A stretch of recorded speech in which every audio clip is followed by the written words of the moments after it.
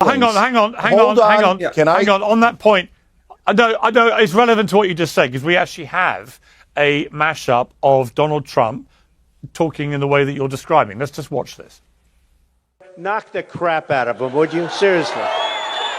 Okay? Just knock the hell. I promise you, I will pay for the legal fees. I promise.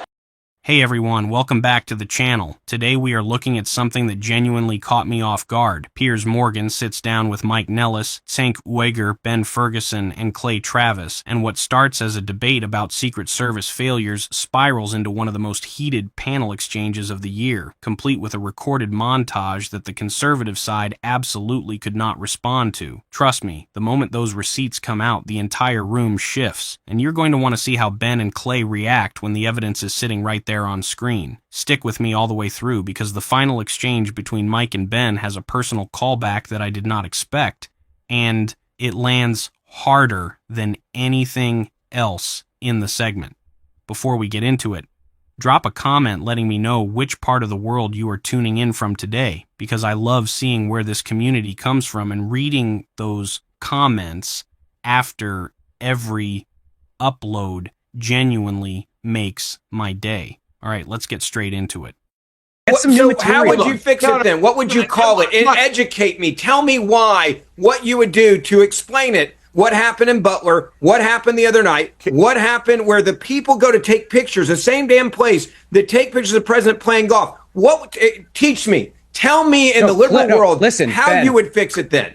No, Ben, clearly there were breakdowns in security, and they should be fixed by people who know what the hell they're talking about, not four political commentators on Piers Morgan's YouTube show. That's the point that I'm making. You come on here with a cheap political talking point to blame it on DEI when you don't know anything that's going on. You don't know anything about security. Clay doesn't know anything about security. Neither do I. Stop making assumptions. I saw Butler. All the women on stage. It's not to be honest. Okay, guys, it's not don't all talk at once. Don't all talk at once. Should be in charge of. I mean, you want SEAL Team 6 to go do that? SEAL Team, that isn't SEAL Team 6's job. SEAL Team 6's job is to go out there and kill bad guys. That's what they're trained to do. Their job is not to protect the president of the United States. Because they are super badasses. Why would you this not is just want so, the best people to protect and kill people? I want the super badasses going out there and killing evil people. I want them to go find Bin Laden. You don't want them to protect the president? Let me jump in. Crazy. Let me jump in. Let me jump in, please. I want to bring in Cenk, who's been waiting unusually patiently, because this segues, Cenk, for me, and by all means join in that debate, but it also segues into this debate about left v right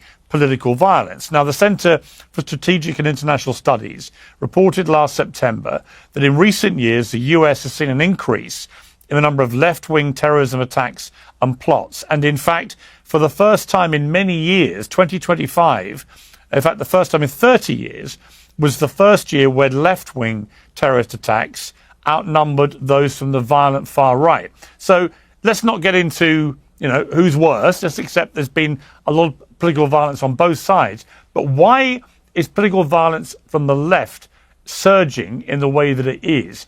And I was particularly concerned about this guy's twisted manifesto, because there were no red flags about him, no criminal record, nothing to suggest any violence in him at all. He's a teacher. He just won an award a few months ago, right?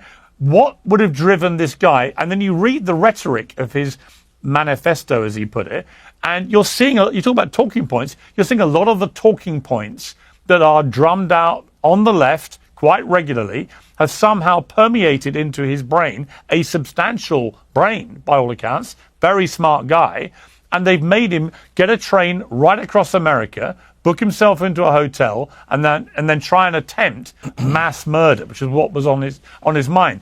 And my question for you, Cenk, is park right-wing political violence to one side for a moment. I'm not pretending they don't have a similar issue. It hasn't been worse historically in the last 30 years. Focus just for this on this particular guy, and coming off the back of a year where left-wing political violence has overtaken right-wing violence for the first time in 3 decades. What is happening here, and how do we stop it? Yeah, I reject all of the framing in this conversation. But let me address the heart of the matter and then this nonsense talking point that Ben had. Number one, I abhor violence. Political violence is intellectual surrender. That's saying I'm pathetic. I don't know how to win a debate, so I'll resort to being a savage and doing violence or terrorism instead. So I hate it on the right, I hate it on the left. And if you're a person who is for peace, especially if you're on the left, and our movement is for peace and nonviolence, well, then if you do violence, by definition, you're not one of us. Okay, we banish you, and you don't represent a single person other than your stupid ass. Okay?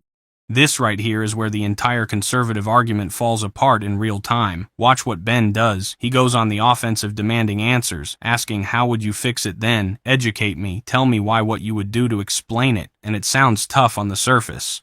But you have to understand what he is actually doing. He is trying to bait the panel into accepting his DEI framing as the starting point of the conversation, because if you accept his framing, you have already lost.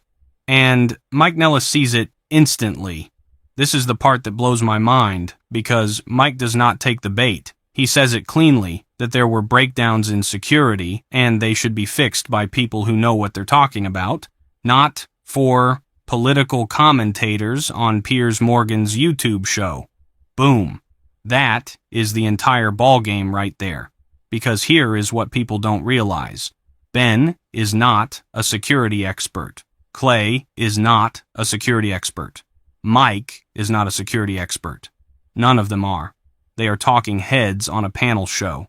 So when Ben demands a liberal solution to a Secret Service breakdown, what he is really demanding is a culture war answer, not a security answer. And then Cenk steps in and says something that I think every single person watching needs to internalize. Political violence is intellectual surrender. He says it clean. That's saying I'm pathetic. I don't know how to win a debate, so I'll resort to being a savage. Let me break down why this matters, because the people who resort to violence in any political movement are not the people winning the argument. They are the people who have given up on argument entirely. And Cenk goes one step further and does something that takes guts. He banishes them. He says if you do violence, by definition, you are not one of us. You don't represent a single person other than yourself. That is the kind of moral clarity that has been missing from political discourse for years. Okay, so now I won't put right-wing violence aside because, as you just said, historically, right-wing violence has been much more severe. But that's okay. I'm not trying to blame people. I'm trying to get past it, okay? For both sides, for God's sake, what is violence going to solve? All it's going to create is more violence. And why are we killing each other? This doesn't make any sense at all. We should be resolving this in an American way, and that's through debate and politics and winning the day through your arguments. So, and both sides have gotten out of hand, but who, on the left, are there people egging on violence? I literally never see that, right? That doesn't mean that it doesn't exist, and now I'm disheartened to see people on the left doing it. On the right, we all know Donald Trump has historically said violence is great, that you should beat up people who he disagrees with, and he'll pay the legal costs. And Donald Trump has encouraged this kind of rhetoric from day one. And I don't think it's healthy. I don't think it's healthy for him or for anyone else. Now, I do think Joe Biden that says Secret Service failings. Well, hang on. Yeah. Hang on. On that point, I know it's relevant to what you just said, because we actually have a mashup of Donald Trump talking in the way that you're describing. Let's just watch this. Knock the crap out of him, would you? Seriously. Okay? Just knock the hell.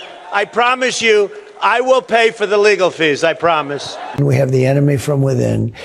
And the enemy from within, in my opinion, is more dangerous than China, Russia, and all these countries. Now, if I don't get elected, it's going to be a bloodbath for the whole...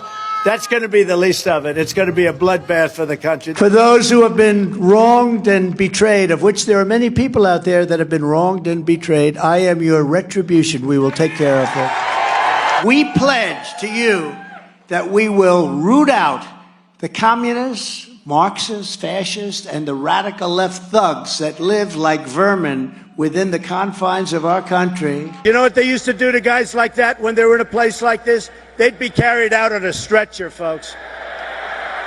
Like to punch him in the face, I'll tell you.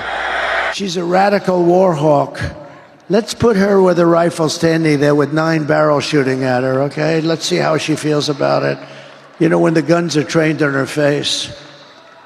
You know, they're all war hawks when they're sitting in Washington in a nice building saying, oh, gee, let's send 10,000 troops right into the mouth of the enemy.